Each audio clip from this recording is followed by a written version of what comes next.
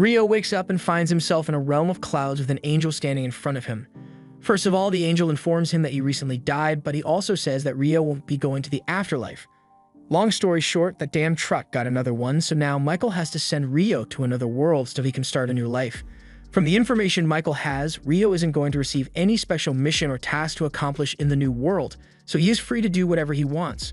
Rio says he would like to live a slow and relaxing life, and Michael is fine with that, but first he needs to give Rio a basic rundown of the world he will be reincarnating into. It is a magical world called Phi, and roughly 20% of the population can cast spells with their natural elements.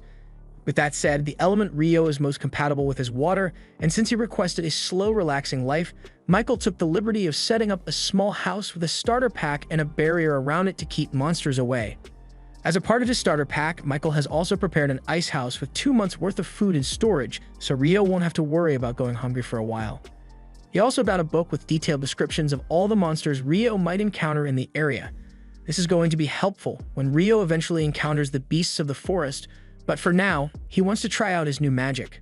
He heads outside and yells out the incantation water ball, causing a sphere of water to appear in his hand, so magic seems a lot easier than he expected it to be. But he can also do it by just thinking of a water ball, so the incantation isn't really necessary. Now that he knows he can use magic, he heads straight for the bathhouse and starts filling the tub with water, but he soon realizes that he only knows how to make warm water. There's no way he can enjoy a bath that isn't hot, so he heads outside and immediately starts working on a fire to heat up the water. But unfortunately, he has no idea how to start a fire like this. He eventually gives up and lays down on his back, but then he looks up at the sun, and it gives him a good idea. Rio grabs a basin and fills it with water, then he tries focusing on it to compress the water while removing the heat. Eventually, ice begins to form, and after a little more practice, he is able to shake the ice into a magnifying glass so he can use the sun to start a fire. He then uses that fire to heat up a nice bath, so by the end of day 1, he can finally relax.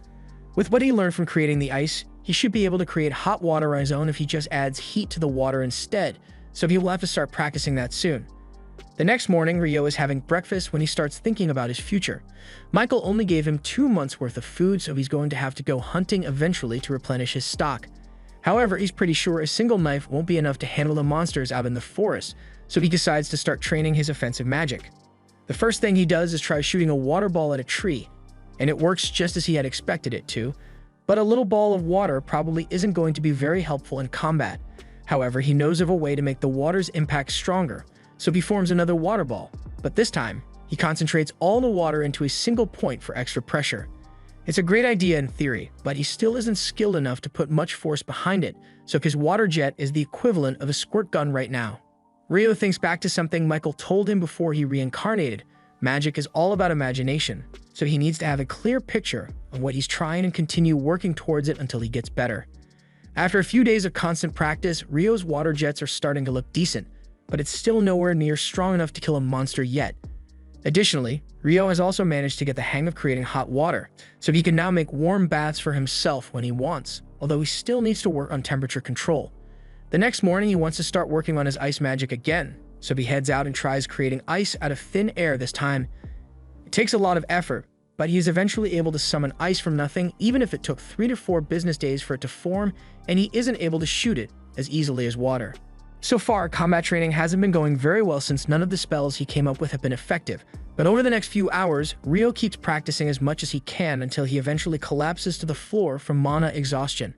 He decides to call it a day for now, but the next morning, as soon as his mana has recovered, he begins practicing again. This becomes Rio's daily routine for the next few weeks, and after all his training, he is now able to form ice instantly, so it is a viable attack now. With his new arsenal of attack spells finally complete and his food supply running low, Rio heads out into the forest for the first time to begin his hunt. He immediately spots a pair of animal footprints, so he follows them until he eventually arrives at a nearby river. While he's there, he manages to find some flint by the riverside, and he can use it to start fires by striking it against the edge of his sword. While he's here, he also plans to gather some detoxification herbs in case he ever needs them, and all of a sudden, he hears a low-pitched growling sound coming from behind him. When he turns around, he finds a lesser boar staring him down, and he is completely frozen.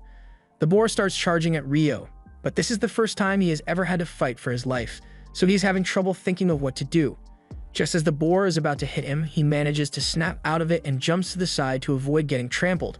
But it doesn't look like the boar is done with him yet. Fortunately, Rio has finally regained his composure, so as the boar is running at him, he creates an ice track to make it slip, and then he forms several ice spikes right in the path of the boar, leading to its immediate and brutal death. After processing the boar meat, Rio takes a look at the monster book to read about it, and apparently the lesser boar is the weakest monster you can encounter in that forest.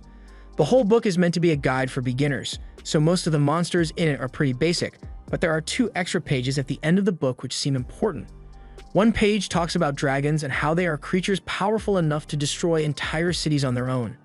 The book recommends running away immediately if he ever encounters one because he'd stand no chance of defeating it, although he probably wouldn't be able to outrun it either, so he'd be better off begging for mercy. There's also a page here talking about something called a demon, but there's not a lot of information on it, so all the book says is that if you ever run into one, you're doomed. The next day, Rio goes out hunting again, but while he wasn't paying attention, he is suddenly attacked from above by a giant assassin hawk. The hawk is able to use wind magic to slash through its prey, so Rio is forced to run while creating ice shields to block the razor wind. He knows how tough hawks are to deal with, so he would rather not fight it, but there's no way he will be able to outrun it, so his only option right now is to fight back. He raises his hand and begins casting his water jets, but the hawk manages to dodge his attack and swoops down with wind magic to strike Rio. However, Rio reacts in time to create an ice shield, slashing the hawk across the eye and causing it to slam headfirst into the ground. A few moments later, the hawk regains consciousness, although its eye has been permanently damaged, so it flies into the air to retreat. But before it leaves, it takes one final look at Rio to memorize his face, because now the hawk has a personal beef with him. Rio is relieved that he managed to survive, but this really isn't what he was expecting his new relaxing life to become. While Rio was being chased by the hawk, he ran so far that he ended up getting lost in the forest until late into the night, and while he was trying to find his way back home, he happens to come across a glowing lake with a Dullahan standing in the middle, and it looks like it has spotted him. As time goes on, Rio continues his training, and now he is able to hunt and preserve food for himself with relative ease. His water magic has also gotten a lot stronger, allowing him to create sharp ice sheets and bring them down with great force in an instant. His water jet has also become strong enough to cut through solid rock with ease, so his combatability is pretty good now.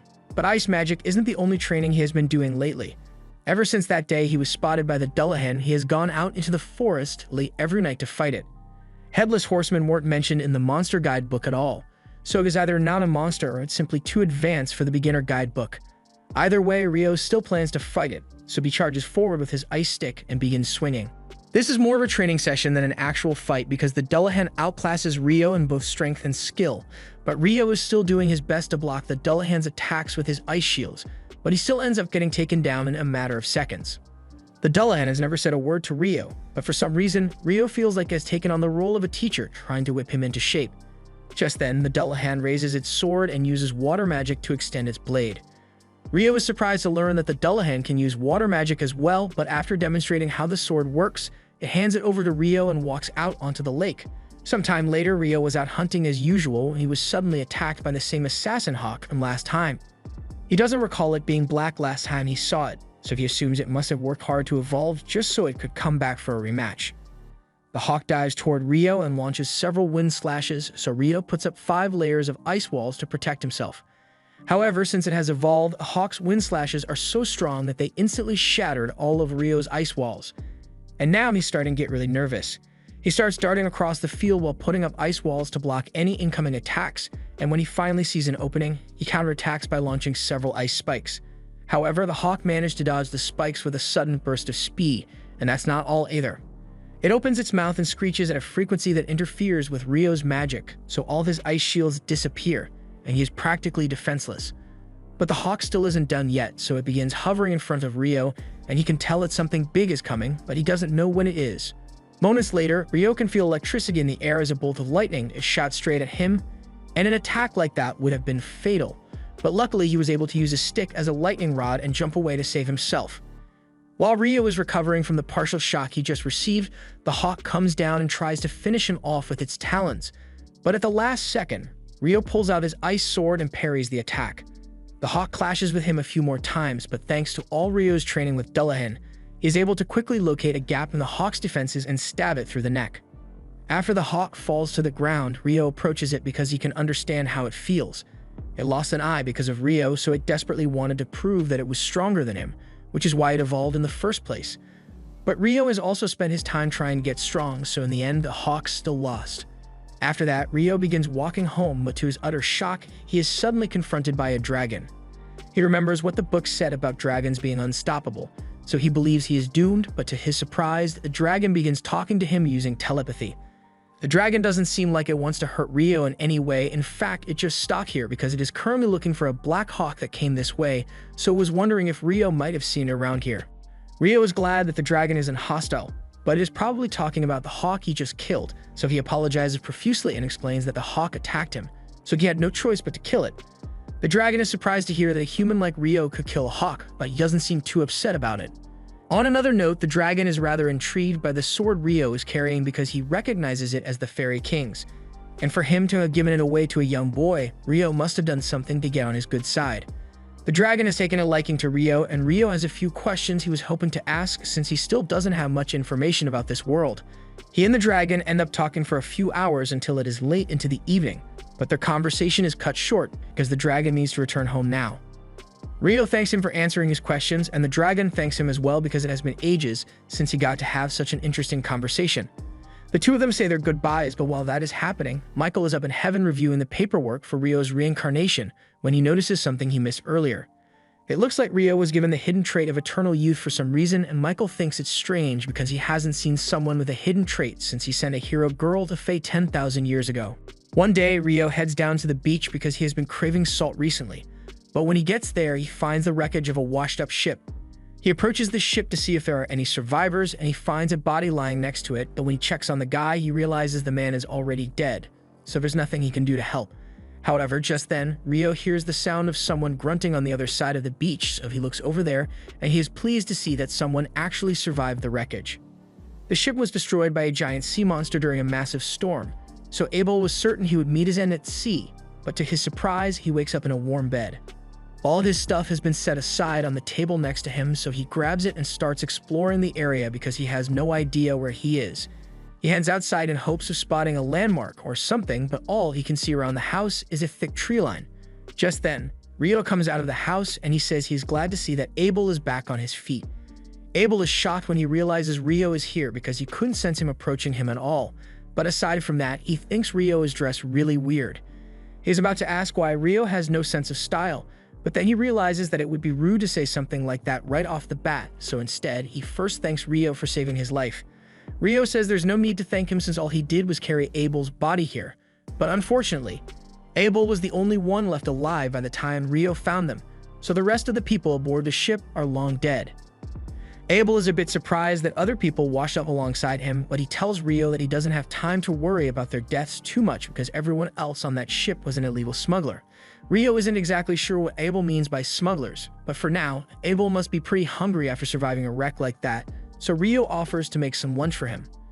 While they are eating, Abel eventually asks Rio why he's wearing nothing but a loincloth, so Rio explains that he doesn't have any clothes to wear.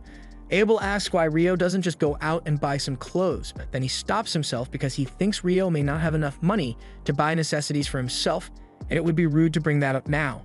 Rio is indeed broke AF right now, but even if he had money to spend, he wouldn't be able to buy anything because there are no towns or villages anywhere near his house. Abel is shocked to hear that, but for someone living out here on their own, Abel is impressed by how well Rio is doing for himself. He asked Rio if he used that knife on the table to hunt for the meat they are eating right now, but Rio says the knife is mainly for butchering his catches. When he goes out hunting, he usually just uses his water magic, and as proof of his ability, he creates a little water to fill a jug. Abel is amazed because even on the Central Plains, only about half of the people there can use magic. Rio, on the other hand, is shocked to learn that magic is so common since Michael told him that only 20% of the population can wield magic. After lunch, Abel asks Rio to lead him back to the shipwreck because there's something there that he needs to check. Rio agrees to lead Abel back to the coast, and while the two of them are walking, Abel asks Rio why he doesn't use a magic staff even though he's a magician. Rio is a little confused since he has never needed a staff, but Abel then realizes that if Rio can't buy clothes, then of course he wouldn't be able to buy a staff either. To make up for his rudeness, Abel asks Rio to let him handle all the fighting if they run into any trouble along the way. Rio tries telling him that that won't be necessary since he can already handle all the threats in the forest on his own, but Abel insists since he wants to contribute somehow. The two of them eventually arrive at the wreckage, but to Rio's surprise, all the bodies have disappeared. He thinks a monster must have shown up and eaten the bodies at some point, so Abel was really lucky that Rio found him before anything bad had happened. After searching the wreckage for a while, Abel realizes that what he's looking for isn't here, so he stops looking. Rio asks him what he plans to do now, so Abel says he's going to regroup with his friends, although that's a lot easier said than done. Heading to the town of Loon would be a good start towards getting him back to his friends, but he's pretty sure that this place is way down south of Loon, and he has no idea how long it will take for him to get back. He fears he may have to brace himself for a long and lonely journey, but then he comes up with an idea and asks Rio if he'd like to come with him. Rio is a little stunned by the offer, but Abel says he's not familiar with this area at all, so he can really use a guide to help lead him back. Rio thinks about it for a second, and there really isn't much reason for him to stay here at this point. He's also curious to learn about what the other people of this world are like, so he agrees to accompany Abel. However, he has a few things he needs to take care of first, so he asks if it's okay for them to leave tomorrow morning. Abel has no objections, so they head back to Rio's house for now, and later that night, Rio prepares to head out into the forest alone. Abel thinks it's odd that Rio would want to go out to see someone at this time of night, especially since he said there were no other people in this area, but he also doesn't want to pry into Rio's personal business too much, so he doesn't say anything. Rio heads into the forest and eventually meets with Dullahan. He informs them that he will be leaving the forest for some time, and this may be the last time they get to spar together for a while, so he plans to fight as hard as he can. Rio readies his sword and charges at Dullahan, and Dullahan is still able to block all of Rio's attacks, but with how much Rio has improved, his attacks are strong enough to actually push Dullahan back for a change. However, Dullahan's skill is still far greater than that of Rio's, so after a long battle, Rio falls to his knees in defeat. Now that their match is over, Dullahan slowly starts walking back out onto the lake, so Rio gets up and thanks it for all the training it has given him. It's all thanks to Dullahan's help that Rio has been able to survive in this forest for so long, and Dullahan has come to think of Rio as his precious student, so as a parting gift, it presents Rio with a special robe, and Rio is really grateful. The next morning, Rio and Abel are finally ready to leave on their journey, and as they walk away, Rio says one final goodbye to his first home in this world. As the two make their way deeper into the forest, they soon encounter a boar monster, so Abel asks Rio to stand back and let him handle it. He draws his sword and charges at the boar while calling out a combat skill called Total Impalement, and in an instant, a hole is blown clean through the boar's body. Rio is amazed by what he just saw, so he asks Abel what combat skills are, and Abel explains that those who can't use magic fight with techniques called combat skills, which allow them to do incredible things like what Abel just did to that boar.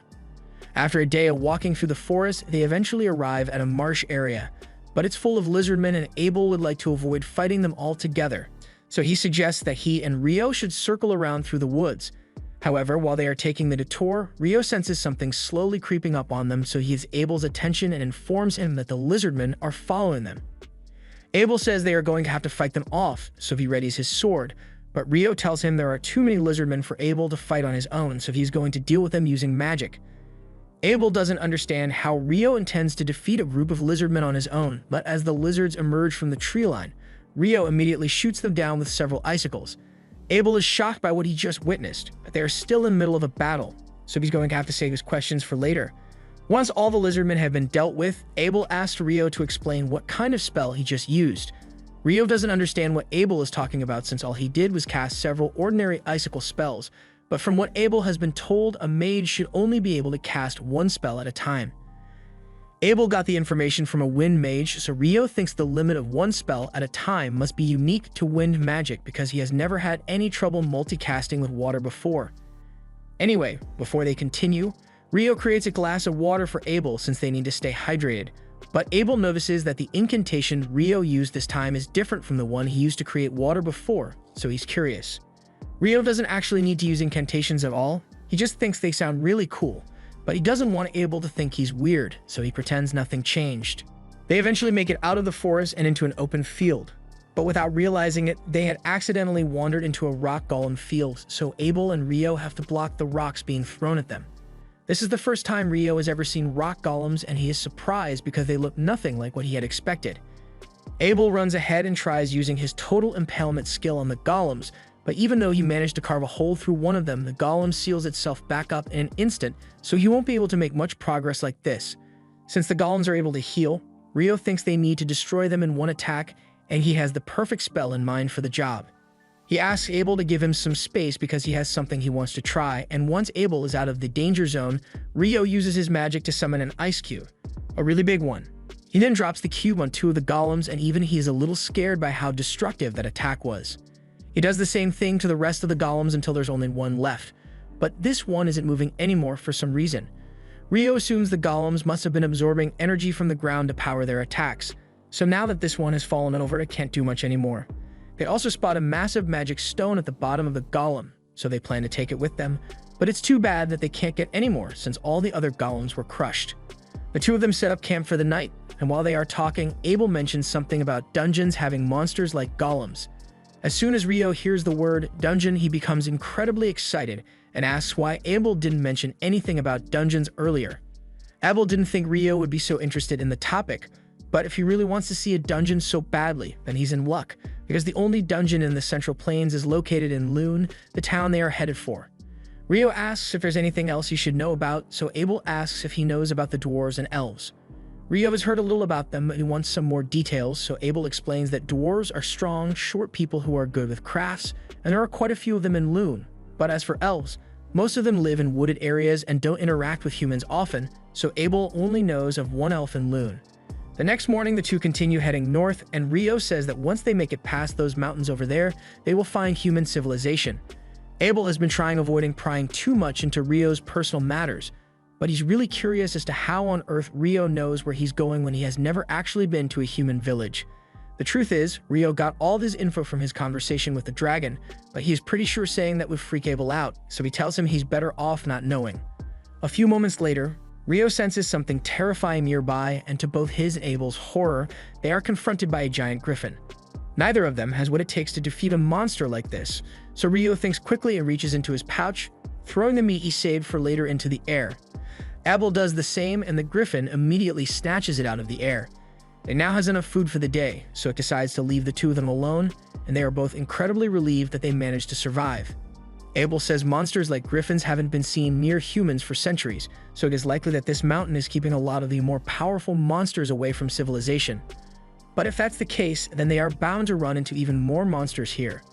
And it looks like he was right, because not long after, they both encounter a group of wyverns. Abel thinks they should circle around to avoid fighting them, but that would take way too long on a mountain, and besides, while the griffin may have been too much for Rio to handle, he knows he's strong enough to beat the wyverns. So he runs out from cover and uses several icicle spears to bring the wyverns down. Abel is astonished by how easy that was, since wyverns usually require 20 adventurers to defeat, but as long as they made it out in one piece, he's not complaining. Rio and Abel continue fighting their way through the mountain after that, and eventually, they manage to make it to the other side, so they are one step closer to making it back to civilization. After a few days of fighting their way through the mountains, Abel and Rio finally make it out into the plains. Rio is a little disappointed since he was having so much fun slaying all those wyverns, but Abel doesn't understand how he could call that fun. However, he does admit that all the wyvern stones they collected are a nice bonus, so this trip was really productive. Abel eventually spots a road in the distance stretching from east to west and recognizes it as the one that leads to the town of Kailati, so if they go in that direction, they should arrive pretty soon. Rio is looking forward to seeing what the cities in this world look like, and since they'll be stopping in Kailati for a while, Abel suggests Rio should try the food there because it's really good. The two eventually arrive in Kailati, and the first thing they do is head to a restaurant. There, Abel tells Rio that he should probably register at the Adventurers Guild once they get to Lune, since it would act as an identification card for him. That way, he'd be able to travel to any city in the kingdom without Abel needing to vouch for him like he did for Rio to get into Kailati. Additionally, Rio would also be able to sell all the magic stones he collected at the guild, so it's the natural thing to do. Just then, their food arrives, and Rio is shocked when he sees what's in the plate in front of him, because it's curry. He never even considered that curry might exist in this world, and as someone who has been eating bland meat and vegetables since he got here, he is dying for some spice. The next day, Rio and Abel leave Kailati to continue their journey, and after a while, they finally arrive at the city of Lune. As they approach the gates, the guard posted out front recognizes Abel, and he is shocked to see him because he was declared missing months ago. Abel says it's a long story, but basically the only reason he made it back alive was thanks to Rio. Nymer enthusiastically shakes Rio's hand because he is grateful that he saved his friend. Nymer is still on guard duty, so he doesn't have time to catch up properly with Abel, but he does ask where Abel is headed. Abel says he's going to go to the guild first since everyone there is probably still worried about him, and while they are at it, he plans to get Rio registered as an adventurer. Normally, you'd start out as an F rank, but with an endorsement from a high-rank adventurer like Abel, Rio should be able to start at D rank. Anyways, when your rank is high, you'll be allowed to take on quests with higher difficulty, and in turn, you'll get better rewards. But considering the number of Wyvern gems Rio got, Abel doubts he will need to worry about money for a while. Rio asks if Wyvern gems are really all that valuable, and according to Abel, they are so valuable that selling them all at once might cause the market to crash. So he's probably going to have to let the guild master figure out what they should do with them.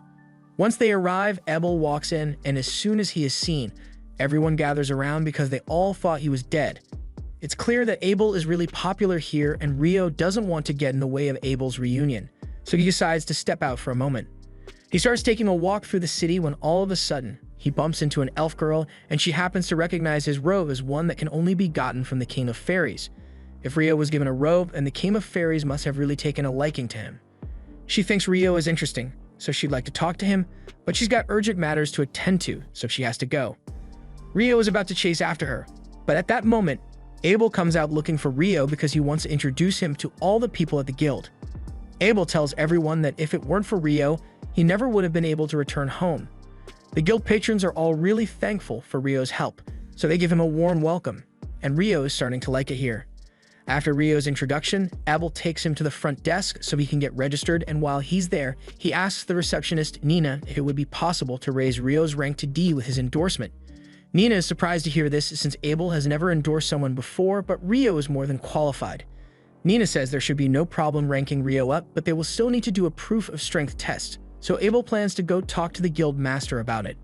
Nina says the two of them can wait in the meeting room while she calls the guild master over, so Rio and Abel take a seat. As soon as the guild master is informed that Abel has returned, he rushes into the meeting room, and he is incredibly relieved to see that Abel is still alive and well. Abel apologizes for making the guild master worry so much about him, but Hugh is just glad to see him again. He then notices the young magician standing in the back, so Abel introduces Rio as the boy who saved his life. Anyway, Abel mentions that he was hoping to rank up Rio's registration with an endorsement, and Hugh is fine with that. But he's still going to need to confirm Rio's strength before he can authorize any upgrades. Abel tells him that won't be a problem because Rio is a lot stronger than he looks, and as proof, he shows him the bag full of wyvern stones. After inspecting the stones, Hugh confirms that they indeed belong to wyverns, but he is starting to get concerned because if there are this many wyverns in the area, they could overrun the country in an instant. Abel assures him that he doesn't need to worry about that since the wyverns they encountered were south of the Malefic Mountains, so they won't be coming here anytime soon. Rio is baffled by the mention of the Malefic Mountains because he has never heard of that place before, but Abel explains that those were the mountains they passed through to get here. The Malefic Mountains are so dangerous that even high-rank adventurers don't go anywhere near it, so the fact that Rio and Abel made it through these mountains alive is an amazing feat on its own. Abel asks if this will be enough to prove that Rio is strong, and Hugh agrees that Rio is definitely qualified for the rank up. Just then, the members of Abel's party show up because they heard the news that Abel was alive and well, so they had to come see him in person. Abel apologizes to his teammates for making them worry, and they probably got a lot of catching up to do, so Hugh says he will let them use the meeting room while he gets started on the paperwork for Rio's rank up. Hugh leaves Rio into another room, and Mina later comes in with the items for Rio's guild registration. First, they need to fill out his form, so Nina asks him a few questions about his class, and Rio answers that he's a water magician. He has also never been in a dungeon before, so Nina suggests he should take part in the dungeon training course that's held every month. Rio seems really excited about getting to see a dungeon in person, so he agrees to sign up for the training course. Nina tells him the course starts in 2 days at 9 o'clock, and Rio is surprised. He wasn't expecting the people of this world to use the same units of time he's familiar with. Moving on, Nina asks Rio to place his hand on this crystal to complete his registration, and when he does, all of his information is filled out onto a guild card. This guild card will be Rio's ID from now on, and now that he's officially registered, he heads outside to meet Abel. He asks what Abel wants to do now, and he says he intends to buy Rio some new clothes and a staff as a way of showing his appreciation, and Rio appreciates the gesture, but he has never really needed a staff. Most mages require staves to use their magic, but for Rio, he's perfectly capable of casting magic without one. Besides, he uses a sword for close combat anyway, so his staff would only get in the way. More importantly, Rio has a couple of questions he'd like to ask Abel. They spend a few hours talking, and Rio finds out that this world uses a 24-hour day system just like Earth with 7 days a week and 30 days a month. It also uses the metric system for measurements, so Rio assumes someone must have been reincarnated here before him and had a huge impact on the way the world works now. It's getting pretty late now, so Abel thinks it's about time he heads back to the guild, and as the guest of honor, he says Rio has to come too. Rio doesn't know what he means by that at first, but when they return to the guild, he realizes that a party has been organized for him and Abel. Everyone is in a good mood, so the party is really lively. Almost a little too lively, in fact, because by the next morning, Rio is absolutely exhausted. Nina apologizes on behalf of everyone for tiring Rio out so much, but he says it's fine since it's partially his fault for drinking so much anyway. Rio will be staying in the guild's lodging for the time being, so Nina leads him to his room and introduces his new roommates. This one is Nils, while the blonde one in the back is named Ito, and they are both pleased to meet Rio. Since everyone seems to be getting along, Nina tells Rio that she needs to get back to the reception desk, so she'll be leaving now. But before she goes, she reminds him that the dungeon tutorial class is tomorrow, so he had better not be late. Once Nina is gone, Nils starts talking about how hot he thinks she is, but Ito tells him to give it a rest already because there's no way Nina would go out with a bum like him.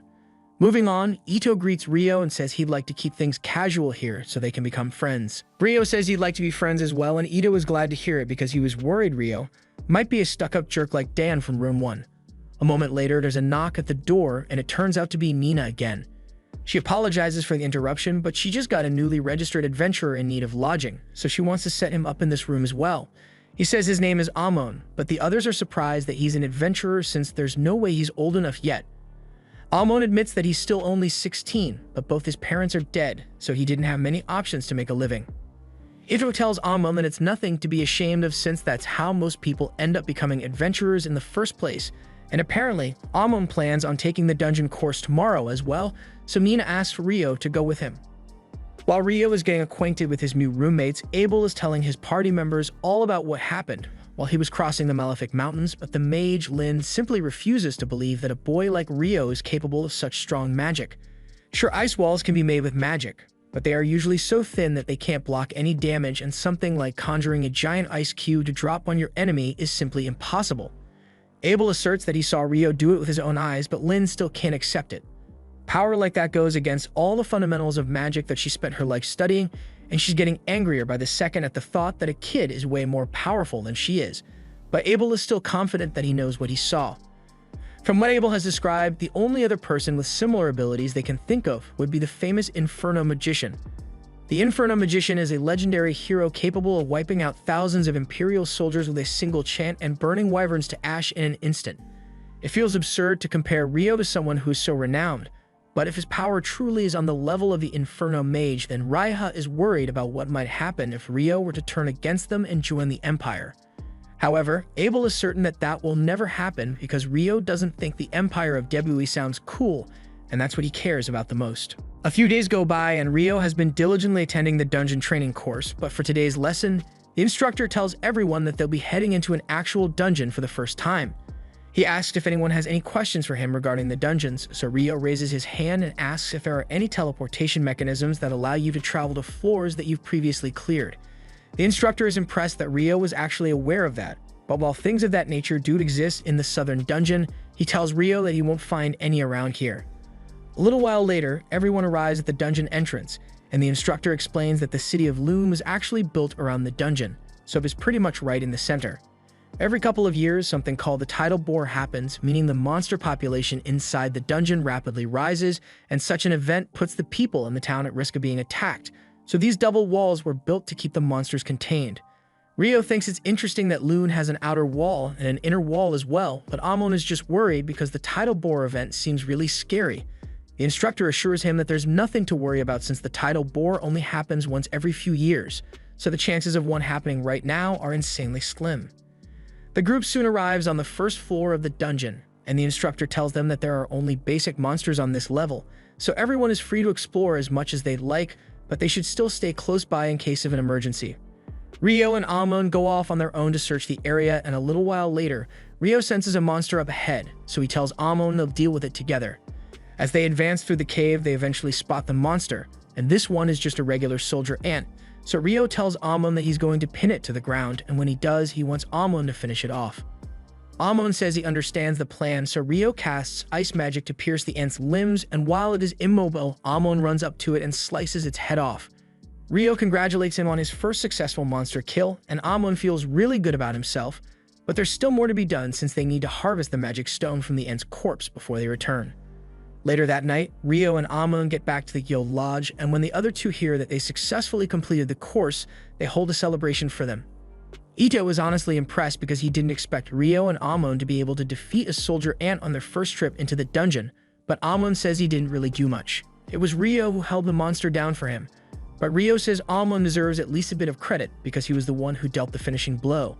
Nils asks the two of them what they plan to do now that they are dungeon certified, and Amon says he'd like to go back to the dungeon and continue exploring, but the thought of going in alone terrifies him, so he's not sure what to do. Rio says he'd be happy to go in with Amon if he's looking for a partner, since he was planning to go down to the third floor of the dungeon anyway. Something about that ant being on the first floor has Rio curious, because from what the instructor said, only bats should have been on that floor. Just then, Ebel shows up behind Rio and tells him that ants sometimes dug tunnels up to the first floor, so it's not impossible to see one up there. Rio was a little surprised because he wasn't expecting to see Ebel today, but Nils and Ito, on the other hand, are completely starstruck because Abel is really famous around here. Nils is especially nervous because he says Abel has always been his hero, so he introduces himself and asks to shake his hand. Abel is always happy to meet the new adventurers, so he agrees to shake his hand and gives him a friendly reminder not to overdo it when he's out on quests, because survival should be his top priority. Rio asks Abel what he's doing here at this time of night, so he explains that he and his party actually just got back from a particularly long quest, so they are here to debrief the guild master on what happened. Speaking of his party, they walk in looking for him, and they are getting sick of Abel sneaking off whenever they have meetings to get to. So Warren throws him over his shoulder and carries Abel out of the room. Rio finds the whole thing amusing, but then he notices Lynn staring at him like she's got a bone to pick even though he barely knows her. Ria tells Lynn to stop being creepy and hurry up since they still need to go talk to the guild master, and she then apologizes to Rio for interrupting his conversation, but Rio says he doesn't really mind. On their way out, Ria scolds Lynn because it's rude to stare at people like that, but Lynn couldn't help herself because there's no way she wouldn't be curious about Rio after learning that he's supposedly an incredible mage. To be honest, Ria is also interested in seeing what Rio can do, but Abel tells them there's no need to rush because sooner or later, they'll get a chance to witness Rio in battle. The next day, Rio and Amon head down into the dungeon again, and they agree to use the same strategy as the day before, so Rio uses his ice magic to incapacitate the monsters and Amon finishes them off with his sword. While they are taking a break, Rio asks Amon where he learned to fight because his style reminds him of the one Abel fights with. Amon explains that he was taught by an old man named Kiro, and Kiro apparently studied the sword from one of the famous sword schools in the royal capital, Hume. So that's most likely what Amon's style is based on. Rio thinks it's neat and efficient, but you notice that Amon gets tired out a lot when he uses it, so he might need to work on his stamina a little more. Amon gets a little upset because he thinks he's not good enough to become a proper adventurer with how weak he is, but Rio assures him that he just needs to keep training to get better. Even for someone as strong as Abel, he always made sure to keep up with his daily training, no matter what, when he was traveling with Rio, which goes to show how much of an effect consistent practice can have on your abilities. Early the next day, Rio prepares to head out again, but this time he's not heading into the dungeon because he has other plans. He's been meaning to learn about alchemy, so he heads to the library to see what he can find. Once he gets there, he asks the librarian for help finding the alchemy section, and he is amazed by the sheer volume of books in this place. The librarian eventually leads Rio to the beginner alchemy section, and he spends the next few hours studying as much as he can, but there's only so much you can do, you're on a time limit, so he starts considering buying the books outright so he can just study at home. While sitting on one of the benches in town square, Rio soon realizes that the sky is going dark, so he looks up and is shocked to see the sun being blocked out all of a sudden. In the next moment, all the people around him vanish and he can feel it instinctual. You cannot rest with monsters nearby feeling, so he is on high alert. A second later, a massive fire blast is sent straight at Rio, so he uses several ice shields to block it. He thankfully managed to survive the blaze, but it did a number on his shield, and he is terrified as he sees a hot demon woman slowly walking towards him. Just by looking at her, Rio can tell that Leonor is a terrifying opponent, so his first instinct is to run away as fast as he can, but he doubts he will be able to escape since this space seems to be some kind of pocket dimension. Leonor sends another blast his way and Rio is able to block it with his ice walls, but then she uses wind magic to send a pointed blast at Rio's heart. Rio wasn't expecting that, so he wasn't able to react in time, but fortunately, his robe seems to have dispelled the wind lance before it did any damage to him. Leonor recognizes those robes as one from the Fairy King, and she wonders what human boy could have done to earn the Fairy King's favor, but it's not like it matters much anyway. Since wind and fire magic haven't worked against Rio so far, she decides to do things the old-fashioned way and takes out her sword so she can cut Rio down. Rio draws his sword as well to counter her, and they both seem to be evenly matched when it comes to sword speed, but Rio thinks he can outlast her since the Fairy King's training was much harder than this. Leonor tries using her magic to give herself the edge, but Rio's casting speed is much quicker than hers, so he cancels out her spell before she's even done with it. The two clash again, and once Rio spots an opening, he unleashes a barrage of icicles in an attempt to incapacitate Leonor. However, she uses fire to melt most of the ice, and then creates two large rock walls to block out the rest. Unfortunately for her, the rocks weren't strong enough to stop Rio's pressurized water jets, so she gets caught off guard and is sliced up a little. Rio takes the opportunity to rush in for a finishing blow, but when he clashes swords with her, he notices that her wounds are healing, so she must have a healing factor, and minor scratches like that probably won't be enough to slow her down. Leonor pushes Rio back and slams him into a building, but in the next moment she finds herself surrounded by dozens of water bubbles, and as soon as they come into contact with her skin, the bubbles instantly vaporize, boiling Leonor's skin right off her face. She buries herself in rocks to hide from the boiling water, and once she has recovered, she is ecstatic because that was the first time a human has ever made her feel real pain, and she kinda liked it. She would love to keep fighting with Rio, but unfortunately, the cloister zone is about to expire, so her time is up. She is disappointed that she didn't get to kill him, but given how strong Rio is, she is sure they'll end up facing each other on the battlefield again, one way or another. With that, the cloister is dispelled and Leonor disappears, so Rio is incredibly relieved.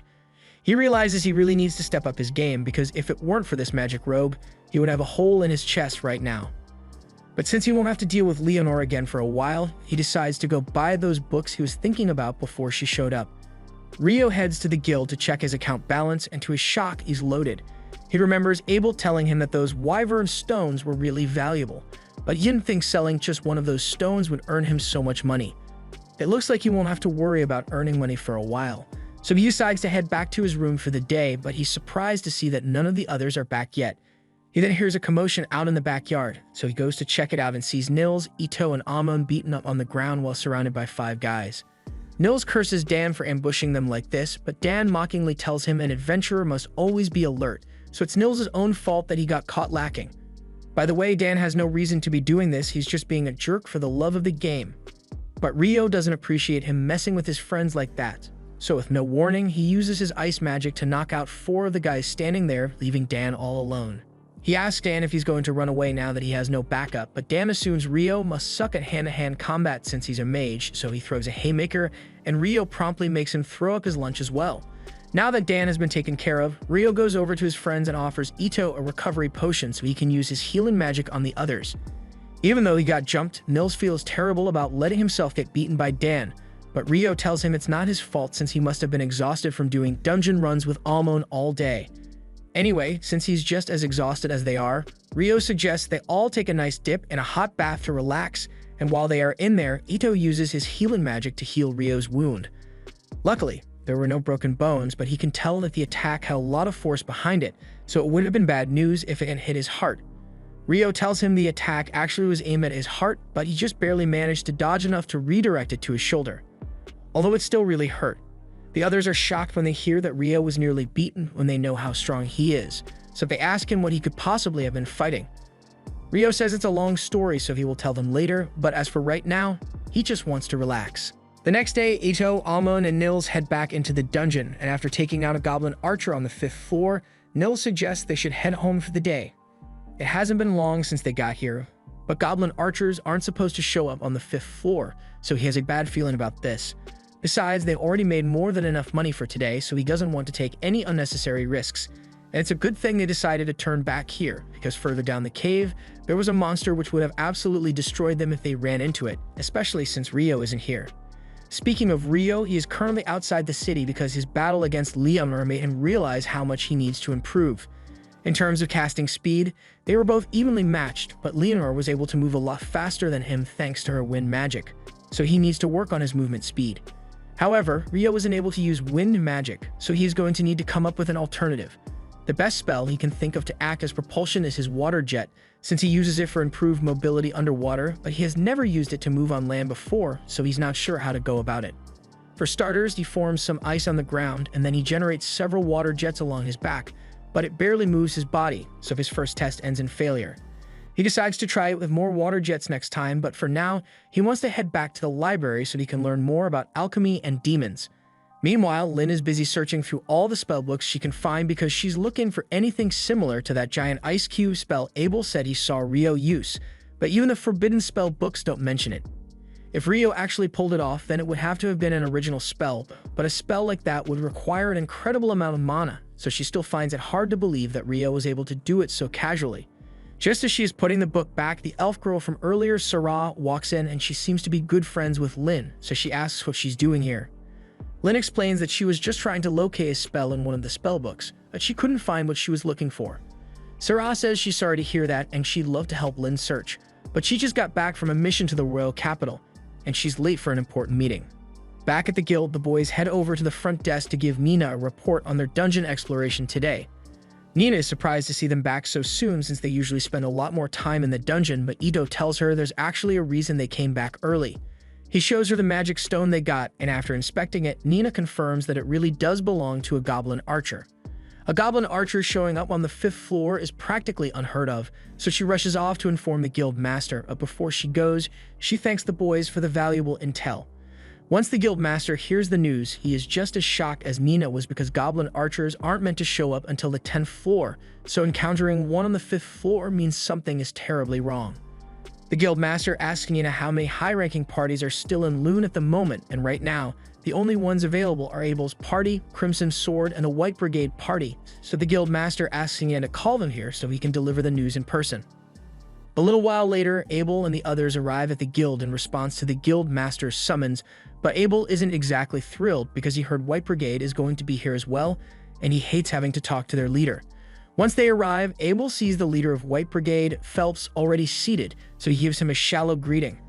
And now that everyone is here, the guild master informs them that he called them here because he'd like them to investigate the recent strange occurrence in the dungeon. Just recently, a group of new adventurers claimed to have run into a goblin archer on the 5th floor. Abel asks him if he is certain that a goblin archer really appeared so high up, and the guild master says he has already been given irrefutable proof, so the intel is correct. That's why he wants to hire both parties to go investigate the dungeon in order to check for signs of the Great Tidal Bore. It has been 10 years since the last one, so there's a good chance that another tidal bore is going to happen soon, and they need to be prepared. Both parties will be paid 100 gold up front and 200 upon their return, but the goal of this mission is simply to investigate, not to fight, so if they find evidence of the tidal bore, they are to return to the surface immediately and inform him. From there, the guild master will close the double walls around the dungeon until he gets back up from the regional knights.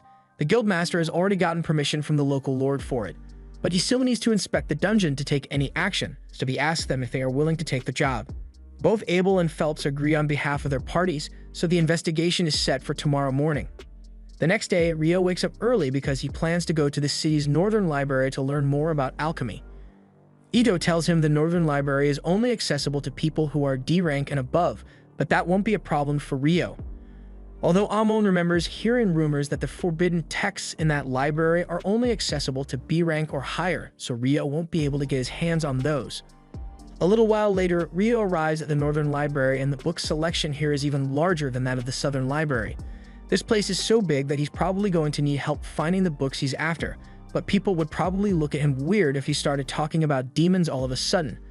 But just as Rio is climbing a set of stairs, he happens to run into Sarah, and they are both surprised to see each other here.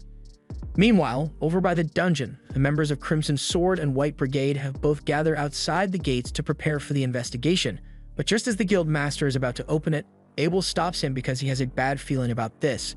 He asks Lynn to use wind magic to scan the first layer of the dungeon before they go in, and when she does, she finds over 100 monsters posted up right at the entrance, meaning the tidal bore has already begun. The guildmaster declares a state of emergency and issues a request for all available adventurers to head to the dungeon and prepare for battle because they are going to need all the help they can get. Meanwhile, back at the library, Sarah introduces herself to Rio, and she is delighted that she actually got to meet him again. She asks Rio what brings him to the library today, and he is about to tell her he wants to research demons, but he realizes that would sound odd. so instead he says he wants to learn about alchemy. Sarah is intrigued since alchemy is a difficult subject, so Rio tells her his goal is to build a golem one day, although he's not in much of a rush to do so. Building a golem is quite the feat, and unfortunately, as far as Sarah knows, there aren't any books on golem craft here. But she does know where Rio can find some books to get started on his alchemy journey. She even offers to show him around since she knows her way around this library pretty well.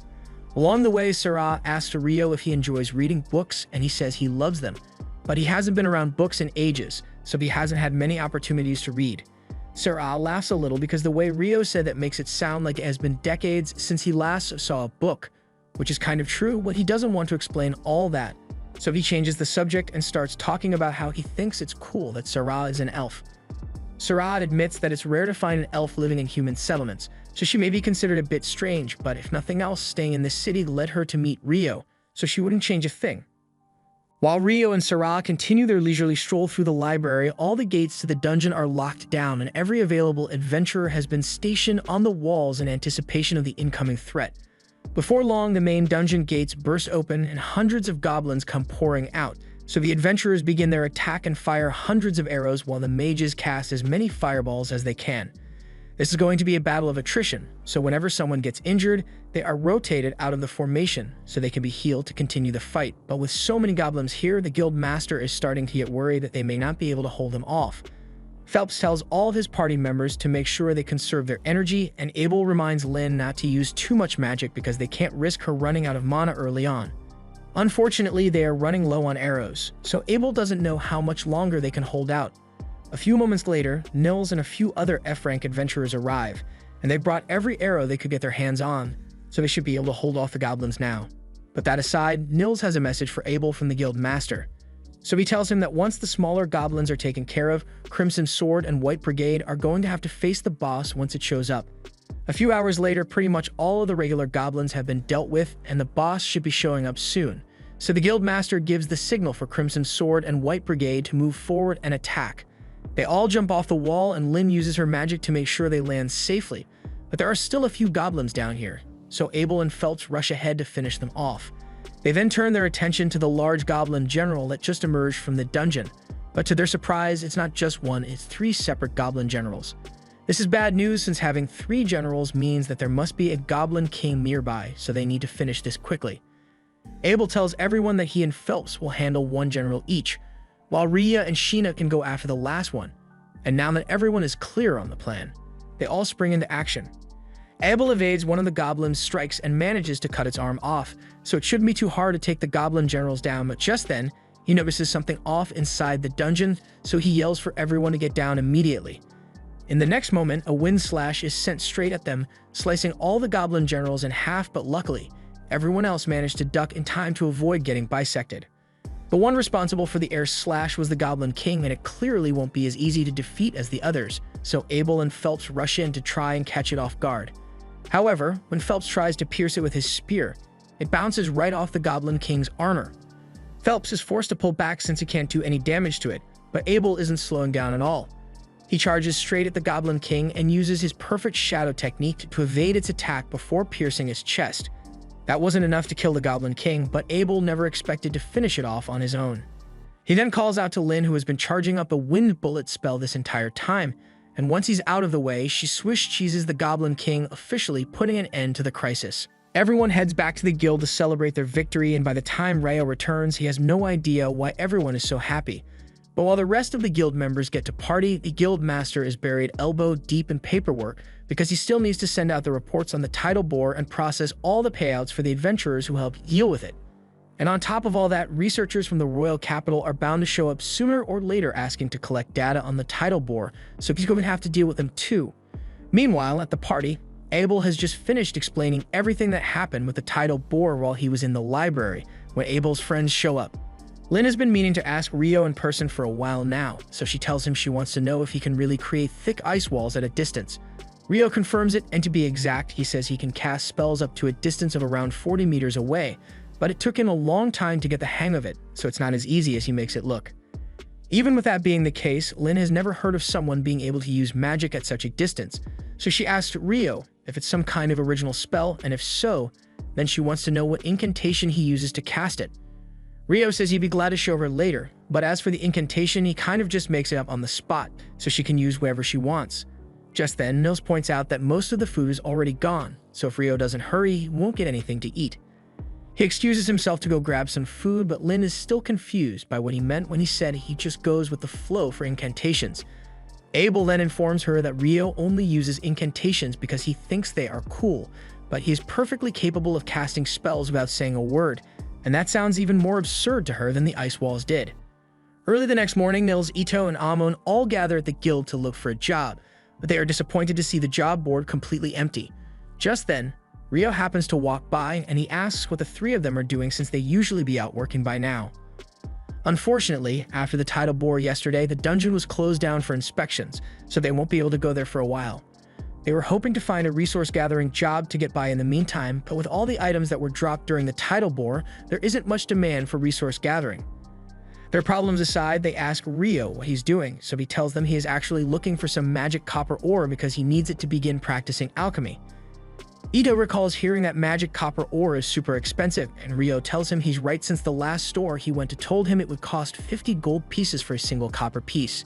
The money isn't really of much significance to Rio since he's loaded, but he wants to help his friends out, so he asks them if they'd be interested in gathering some magic copper ore for him. He says he's willing to pay them 4 gold coins each regardless of whether they find any copper ore or not, and if they do find some, he will buy it off them for 25 gold coins. All three of them are stunned because that's more money than they've ever made in their lives, but Ito asks Rio if he's really alright with paying them so much. Rio says at the end of the day, if they find the copper, he will only have to pay them 37 gold, which is a lot cheaper than the 50 gold he'd have to pay to get the copper in town. So it's a good deal for him as well. Since they confirm that Rio is serious about the deal, the three of them rush off to begin their search, but once they are gone, Rio hears a commotion outside, so he goes to take a look. Downstairs, he sees Dan arguing with a group of knights who are pretty much trying to kidnap a girl in broad daylight. The girl clearly doesn't want to go with them, so when they try dragging her away, Don steps in and pushes the knight to loosen his grip on the girl. She is now free, but they have bigger issues to worry about because the knights still outnumber Dan 4-1, and they have swords, so there's no way he can win this fight. Knight's group leader prepares to teach Dan a lesson for daring to oppose a knight, but for some reason, as soon as he takes a step, he trips and falls to the ground. Everyone there is really confused since there's clearly nothing near the knight's feet, but the knight doesn't want to accept the embarrassment of admitting that he tripped over his own feet, so he accuses Dan of doing something to him. However, as he is trying to get back to his feet, he trips yet again. Shortly after, Phelps shows up and he is appalled by the actions of these so-called knights. At first, the knights try to threaten him since they technically have more power within the city than adventurers do, but their intimidation tactics don't work on Phelps because while he may be an adventurer, he is also a nobleman. His full name is Phelps Heinlein, and as soon as the knights hear that Phelps is from the Heinlein family, they realize they've messed up. Phelps's father, Alexis Heinlein, was the former Royal Knights captain, meaning the Heinlein family has a lot of authority over the knights, and Phelps could probably get them fired on a whim if he wanted to. And if he were around while they were trying to kidnap the girl, he probably wouldn't think twice about ending them, but right now, all he knows is that they were about to gang up on Dan, so he yells at them for being a disgrace to knighthood and says they should get lost before he changes his mind about letting them go. Once the knights are gone, Phelps looks up at Rio because he notices what he did earlier. He had already heard that Rio's magic was extraordinary from Abel, but seeing it for himself was still amazing because he has never witnessed anyone use magic at such a distance or with such accuracy. Of course, he doesn't plan to tell anyone that Rio was the one who made those royal knights slip since that would be a hassle for Rio to deal with, but he really appreciates Rio stepping in to help because he feels personally responsible for letting such rotten people become royal knights. Later that night, Rio is having lunch at the tavern when Abel happens to show up. It's rare for him to be out without the rest of his party, so Rio immediately assumes that Abel must be going to the red light district after this. Abel panics and tells Rio to stop talking before people overhear him, and with Rio's expert deductive skills, he surmises that since Abel doesn't want people thinking he's the kind of person to go to the pleasure district, he must have his eyes on someone. At first he thought it might be Lynn, but Abel tells him he's wrong because Lynn already has a crush on Warren. With that being the case, Rio concludes that Abel must have a crush on Rhea, and gets even more panicked trying to deny it, but that pretty much confirms Rio's suspicion. Abel's crush aside, Rio asks him what he's really doing out by himself tonight, and technically he is going to the pleasure district, but not for the usual reasons, and since Rio is here, he could really use his help. One of the dungeon investigators who was dispatched to Loon is an old friend of Abel's, and he was assigned royal knights to act as his guards while he's in town. Unfortunately, those guards are the same ones who Rio spotted earlier, and there have been many reports of them committing heinous crimes using their positions as knights. Abel heard that they were in the pleasure district tonight, and they are bound to cause trouble at some point, so he wants to stop them before anyone gets hurt. As they are walking, Rio happens to notice two adventurers talking, but he has met every single adventurer in town by this point, and he doesn't recognize those two. Abel tells him that it's not uncommon for adventurers to travel to Loon to explore the dungeon, but the dungeon is closed right now, so it does seem suspicious, especially since the adventurers are dressed in all black and walk away as soon as they realize Rio and Abel are watching them. A little while later, Rio and Abel intentionally walk down a dark alley, and within moments they are ambushed by those shady adventurers. But Rio already saw this coming, so he knocks all of them out by dropping ice on their heads. To be honest, that was a lot easier than he thought it would be, but they still don't know what these guys were up to, so they are going to have to hand them over to the guards for interrogation. Meanwhile, elsewhere in the Pleasure District, Phelps is walking by himself when those knights sneak up behind him. Their leader still feels embarrassed about Phelps getting in his way earlier, so he and the others plan to kill him tonight. But just as they are about to draw their swords, they all realize they can't move for some reason.